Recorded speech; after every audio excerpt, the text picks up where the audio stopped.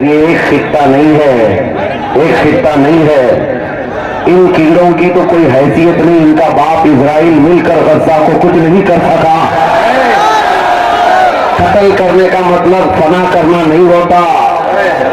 اسرائیل جیسی ظالم طاقت جس کے پاس سپر پاور طاقتیں پیٹروٹ میزائل بھی ہیں، دادا امریکہ ساتھ میں کھڑا ہوا ہے، یورپی یونین ساتھ میں کھڑی ہے، اور نہتے کنکریاں لے کر کھڑے ہونے والے بچوں کا مقابلہ کر رہے ہیں، اور ایک دو نہیں 10,000 سے زیادہ قتل بھی کر ڈالے، بچوں کو مار بھی دیا، لیکن پیٹ نہیں بھرا، ڈر ختم ہی نہیں ہوا۔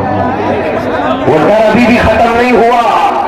ہزاروں کو قتل تو کر لیا، لیکن رات کی نیند اور چین ابھی بھی بیکار ہے، غارت ہے، کیونکہ انہیں اندازہ ہے اس بات کا کہ ان میں ایک بھی زندہ باقی رہ گیا تو کل کا وہ صلاح الدین بن سکتا ہے۔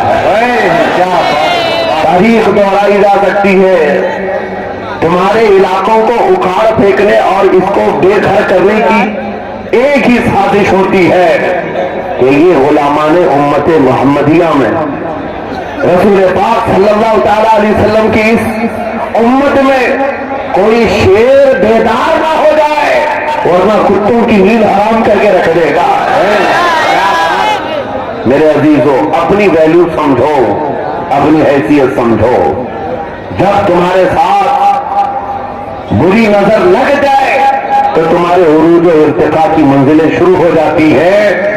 ان ظالموں کو یہ تاریخ یاد ہونا چاہیے کہ جب میرے خواجہ سرکار غریب نواز ہندوستان تشریف لائے تھے، ان کے آنے کے بعد جو کچھ بھی ان کے ساتھ کیا گیا، ان کے باپ داداؤں نے تاریخ بتائی ہوگی، غریب نواز کو نکالنے کے لیے، ان کی جھوپڑی اجاڑنے کے لیے، ان کے خیمے کو توڑنے کے لیے، یہاں تک کہ سرکار غریب نواز جس درخت کے نیچے بیٹھے وہاں سے اٹھوا دیا، کیا کیا نہیں کیا۔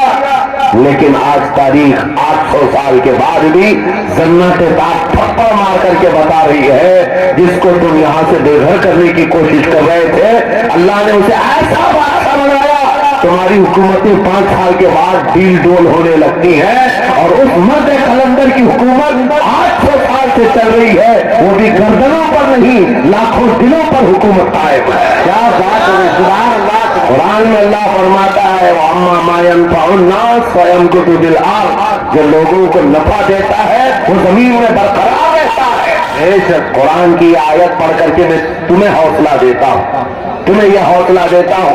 اللہ نے قرآن میں فرمایا إِنَّ أَرْضِي وَاسِعَةٌ، میری زمین بہت کشادہ ہے، میری زمین بہت کشادہ ہے۔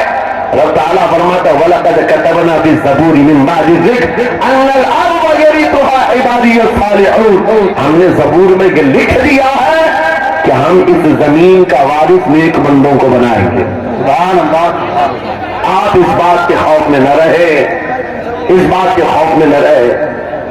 عزیزان گرامی وقار، جو کام تمہیں کرنے کے لیے کہا گیا ہے وہ کیا ہے؟ وہ ایک ایسا انقلاب اس زمین سے آنا چاہیے، ایک ایسا انقلاب۔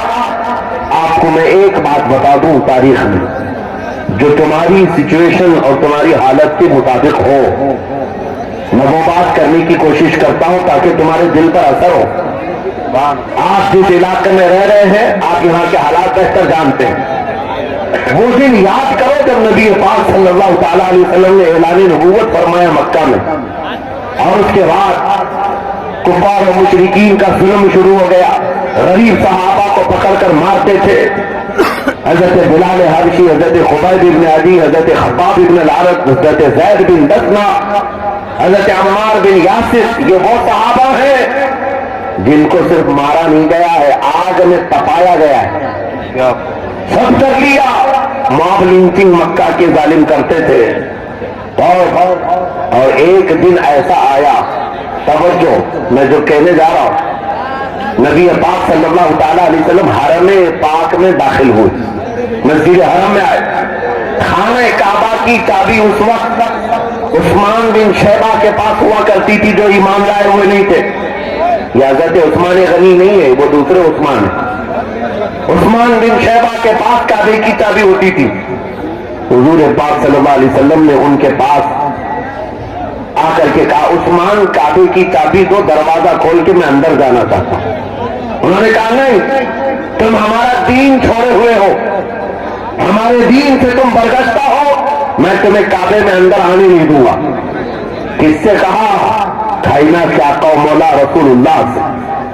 حضور نے کچھ نہیں کہا۔ توجہ، میرے آقا نے فرمایا عثمان یاد رکھنا ایک دن یہ چابی میرے پاس ہوگی، اور یہ چابی میں جس کو چاہوں گا دوں گا، اور قیامت تک اس سے کوئی چابی چھین نہیں سکے گا۔ سبحان اللہ، سبحان اللہ۔ اتنی بڑی بات، جبکہ مکہ کے حالات بہت الگ تھے، جگہ جگہ صحابہ کو مارا جا رہا تھا اور چھپ چھپ کر کے اسلام کی تبلیغ کی جا رہی تھی۔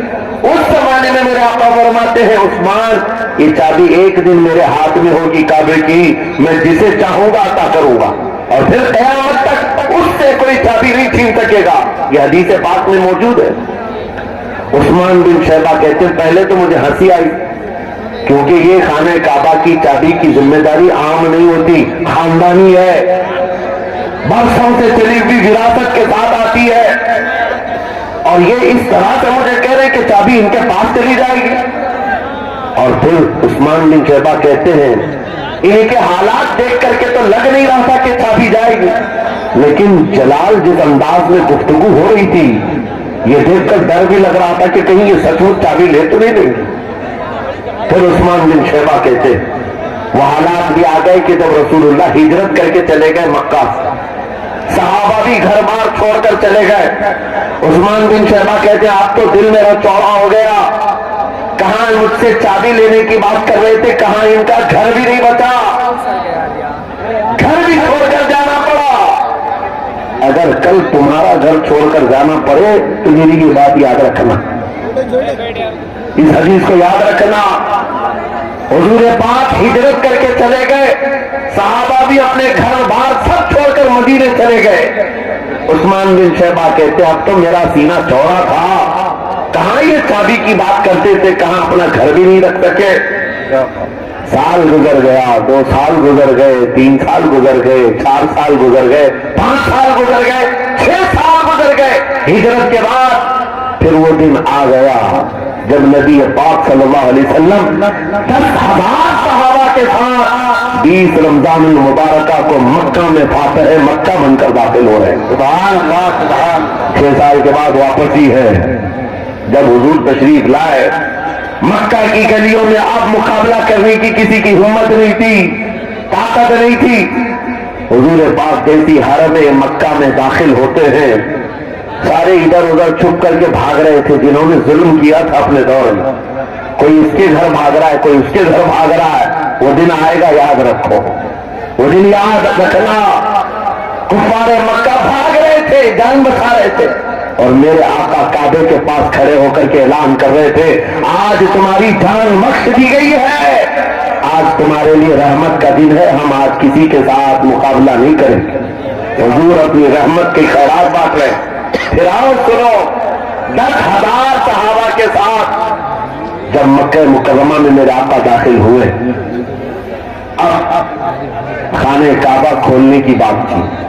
چابی کس کے پاس ہے؟ عثمان بن شیبہ کے پاس۔ بلایا رسول اللہ نے، کہا ہے عثمان بن شیبہ آئے، سر جھکائے ہوئے آئے، ایمان لائے ہوئے نہیں تھے، کہا لاؤ چابی۔ چابی دے دیا حضور کے ہاتھ میں، کہا ہے عثمان کیا میں نے یہ بات نہیں کہی تھی ایک دن یہ چابی میرے ہاتھ میں آئے گی؟ وہ سر نہیں اٹھا سکے، سر جھکائے کھڑے رہے۔ میرے آقا نے اپنے ہاتھوں سے چابی کھولا، خانہ کعبہ کا دروازہ کھولا، اور وہاں سے سارے شرک و کفر کی آلائشوں کو پاک کیا۔ پھر اس کے بعد چابی بند کر کے اب سنو، میرے آقا باہر آئے اور فرمایا آج میں یہ چابی ایسے آدمی کے ہاتھ میں دوں گا جس سے قیامت تک کوئی چھین نہیں سکے گا۔ سبحان، اتنا بڑا فرمان ہے میرے آقا کا۔ سبحان۔ حضور نے جب یہ فرمایا تو جو بڑے بڑے صحابہ تھے ان کے دلوں میں خواہش تھی کاش چابی ہمیں مل جائے، ہمارے خاندان میں چلتی رہے۔ وہاں صدیق اکبر بھی ہیں، فاروق اعظم بھی ہے، عثمان ابن عفان بھی ہیں، حیدر کرار بھی ہیں، رضوان اللہ علیہ مجمعین۔ سب صحابہ کے دل میں خواہش تھی یہ چابی ہمیں مل جائے۔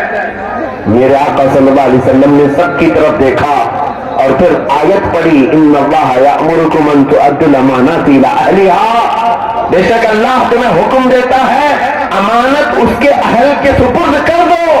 یہ آیت پڑھ کر کے میرے آقا پھر اسی شخص کو بلاتے ہیں جن کے پاس پہلے سے چابی تھی، عثمان بن شیبہ قریب آؤ، قریب آؤ۔ وہ کہتے ہیں میری تو حالت غیر تھی، آج تو میں مجرم بن کر کے آیا تھا، قیدی بن کر کے آیا تھا، مجھے تو آج مارا جانا تھا۔